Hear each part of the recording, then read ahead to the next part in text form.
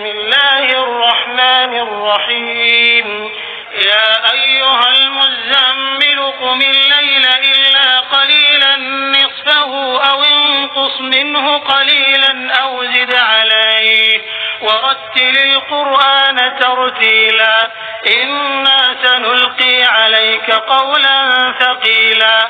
إن ناشئة الليل هي أشد وطئا وأقوم قيلا إن لك في النهار سبحا طويلا واذكر اسم ربك وتبتل إليه تبتيلا رب المشرق والمغرب لا إله إلا هو فاتخذه وكيلا واصبر على ما يقولون واهجرهم هجرا جميلا وذرني والمكذبين أولي النعمة ومهلهم قليلا إن لدينا أنكالا وجحيما وطعاما ذا غصة وعذابا أليما يوم ترجف الأرض والجبال وكانت الجبال كثيبا مهيلا إنا أرسلنا إليكم رسولا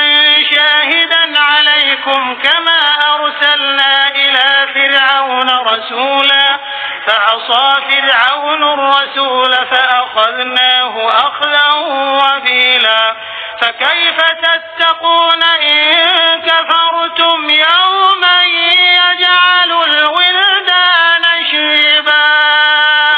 السماء منفطر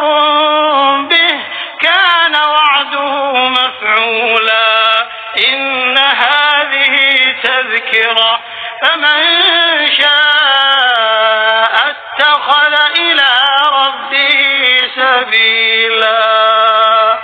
إن ربك يعلم أنك تقوم أدنى من ثلثي الليل ونصفه وثلثه وطائفة من الذين معك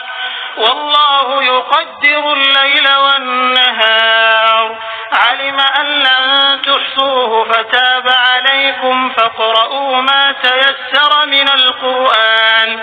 علم أن سيكون منكم مرضى وآخرون يضربون في الأرض يبتغون من فضل الله وآخرون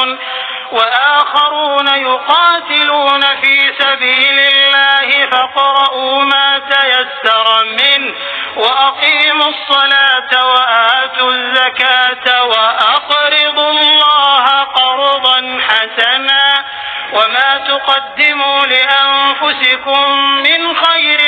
تجدوه عند الله هو خيرا وأعظم أجرا واستغفروا الله إن